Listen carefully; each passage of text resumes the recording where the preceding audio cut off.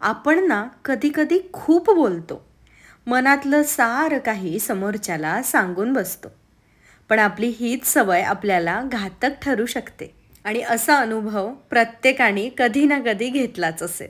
काय बरोबर ना? नमस्कार मंडळी, मी सायली, तुमची जवळची मैत्रीण. भावनेच्या भरात काय नाही बोललं पाहिजे ते देखील आपण बोलून बसतो.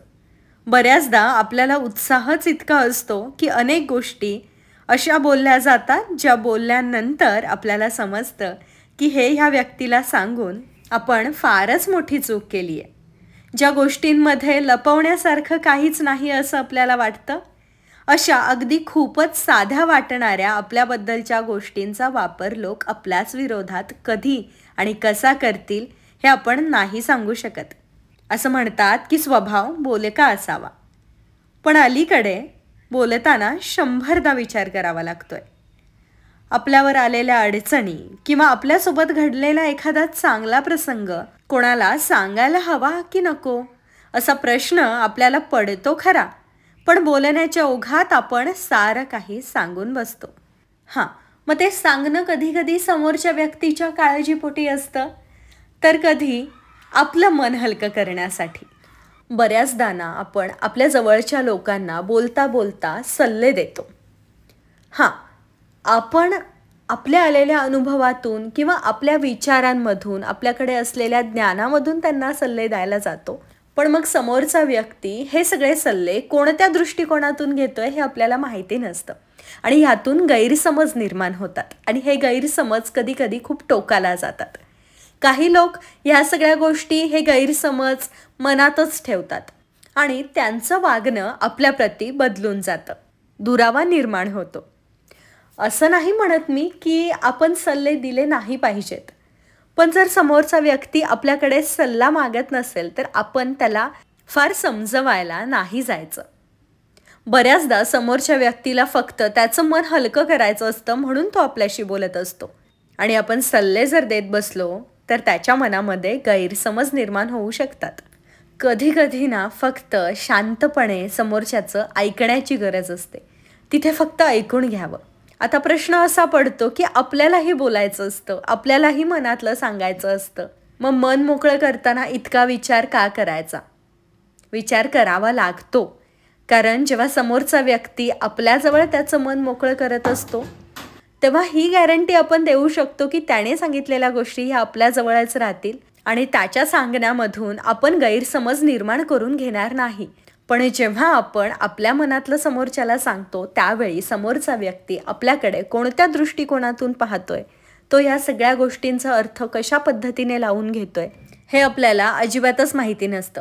आणि म्हणूनच आपण काय बोलतोय ह्याचा विचार करणं जितकं महत्त्वाचं आहे तितकंच महत्त्वाचं आहे की आपण कोणासोबत बोलतोय. बऱ्याचदा ना जवळच्या लोकांकडून अनपेक्षित अनुभव येतात.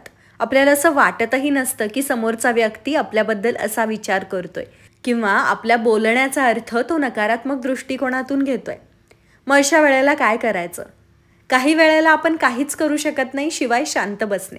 बरं, मग शांत बसल्यानंतर सुद्धा समोरच्या व्यक्तीला कधी कधी असं वाटू शकतं की आपल्यामध्ये अहंकार आहे आणि म्हणून आपण शांत बसलोय. पण खरं बघायला गेलं तर आपण आपल्या स्वतःला सुरक्षित ठेवण्यासाठी शांत बसलेलो असतो. मग अशा वेळेला काय करायचं?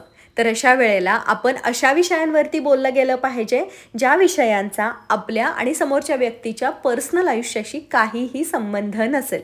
जसं की एखाद्या वाचलेल्या पुस्तकाबद्दल बोललं पाहिजे किंवा एखाद्या पाहिलेल्या सिनेमाबद्दल बोललं पाहिजे. आपल्या मोकळ्या वेळात आपण काही ना काहीतरी शोधत असतो, बघत असतो, ऐकत असतो, वाचत असतो आणि त्या सगळ्या गोष्टींमुळे आपल्या ज्ञानामध्ये भर पडलेली असते. सो त्या सगळ्या विषयांवरती जेव्हा आपण बोलायला सुरुवात करतो त्यावेळेला आपल्याकडे असलेलं ज्ञान हे समोरच्या व्यक्तीला सुद्धा मिळतं आणि अशा बोलण्यामधून गैरसमज निर्माण होत नाहीत. आपल्याला गृहीत धरलं जात नाही किंवा आपल्या बोलण्याचा आपल्याच विरोधात वापरही समोरचा व्यक्ती करू शकत नाही. बऱ्याचदा अशा चर्चांचा विषय सुद्धा भरकटतो आणि फिरून फिरून तो एकतर आपल्या पर्सनल आयुष्यावरती येतो किंवा समोरच्या व्यक्तीच्या पर्सनल आयुष्यावरती येतो. म्हणूनच चर्चेमध्ये असताना सतर्क राहणं खूप महत्त्वाचं आहे. आणि मी तर म्हणेन सततच जेव्हा केव्हा आपल्याला उत्तर द्यायचं असेल, बोलायचं असेल त्यावेळेला सतर्क असणं खूप जास्त गरजेचं आहे. जेव्हा आपल्याला एखादा प्रश्न विचारला जातो किंवा आपण एखाद्या चर्चेमध्ये असतो त्यावेळेला प्रत्येक गोष्ट बोलताना, वेगवेगळ्या प्रश्नांची उत्तरं देताना एक छोटासा पॉज घेऊन विचार केला पाहिजे. जर आपल्याला प्रश्न किंवा चर्चा अगदीच वेगळी वाटत असेल, नकारात्मक वाटत असेल, तर अशा वेळेला विषय बदलता सुद्धा आपल्याला यायला हवं. बऱ्याचदा खूप जास्त खोलवर आपली चौकशी केली जाते आणि त्यावेळेला काय बोलायचं हे आपल्याला समजतच नाही आणि आपण सगळं सांगून बसतो. पण त्यावेळेला समोरच्या व्यक्तीचं मन न दुखावता आपल्याला सरळ सरळ विषय बदलायचा आहे. सरळ सरळ आपण त्यांना वेगळाच प्रश्न करू शकतो, ज्या प्रश्नाचा आणि त्यांनी विचारलेल्या प्रश्नाचा काहीही संबंध नसेल. आणि अशा पद्धतीने आपण हसत खेळत बरेच विषय बदलू शकतो. कमी बोलण्याचे बरेच फायदे आहेत आणि ते आपल्या सर्वांनाच माहिती आहेत. आणि सगळ्यात महत्त्वाचा फायदा हा आहे की आपल्याला गृहीत धरलं जात नाही, आपल्याबद्दल इतर लोकांचे गैरसमज होत नाहीत. आपल्या जास्त बोलण्याच्या स्वभावामुळे बरेच नकारात्मक अनुभव आपल्याला येतात, अगदी प्रत्येकालाच येतात. पण निराश न होता त्या अनुभवांमधून शिकणं खूप जास्त महत्त्वाचं आहे. एखादा अनुभव आपल्याला आला तर पुढच्या वेळी तो अनुभव कसा टाळता येईल याचा अभ्यास करणं खूप जास्त गरजेचं आहे. आपण घराबाहेर पडतो, अनेक लोकांना भेटतो, आपण वेगवेगळ्या विषयांवरती लोकांसोबत संभाषण करतो. पण ह्या संभाषणामध्ये वाहवत जाण्यापेक्षा स्वतःला सतर्क ठेवणं खूप जास्त गरजेचं आहे आणि ते सवयीने आपण जरूर शिकणार आहोत. फक्त ठरवायची गरज असते. मी अशी वागणार आहे, मी असं करणार आहे, हे स्वतःला सांगणं गरजेचं असतं, याची स्वतःला आठवण करून देणं गरजेचं असतं. कमी बोलायचं आहे, संभाषणामध्ये वाहवत जायचं नाही आहे. म्हणजे लोकांसोबत असलेले संबंध तोडायचे आहेत का? एकटं एकटं राहायचं आहे का? तर अजिबात नाही. फक्त एक गोष्ट लक्षात ठेवायची की आपण जे बोलणार आहोत त्या बोलण्यामुळे समोरच्या व्यक्तीला आणि आपल्याला कोणत्याही प्रकारचा नकारात्मक अनुभव येता कामा नये. ज्या लोकांच्या सानिध्यात गेल्यानंतर आपल्याला छान वाटतंय, काहीतरी नवीन शिकायला मिळतंय, नवीन ऐकायला मिळतंय, अशा लोकांच्या सानिध्यात जास्तीत जास्त जाण्याचा प्रयत्न करायचा. जिथे गॉसिपिंग होतं किंवा जिथे नको असलेल्या गोष्टींवरती चर्चा होते, जिथे चर्चा केल्यानंतर काहीतरी बोलल्यानंतर आपल्याला नकारात्मक अनुभव येतात, त्या ठिकाणी जाणं टाळायचं.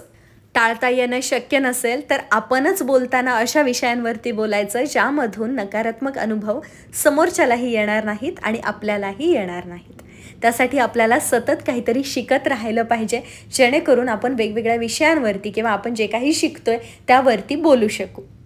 कमी, मोजकच आणि मुद्द्याचं बोलून आपल्याला आपली व्हॅल्यू वाढवता आली पाहिजे. बाकी तुम्हाला आजचा हा व्हिडिओ कसा वाटला मला कमेंट्समध्ये सांगायला विसरू नकात. लवकरच आपण अशाच एका नवीन विषयासोबत व्हिडिओसोबत भेटूयात. तोपर्यंत स्वतःची काळजी घ्या, कमी बोला, आनंदी रहा. बाय.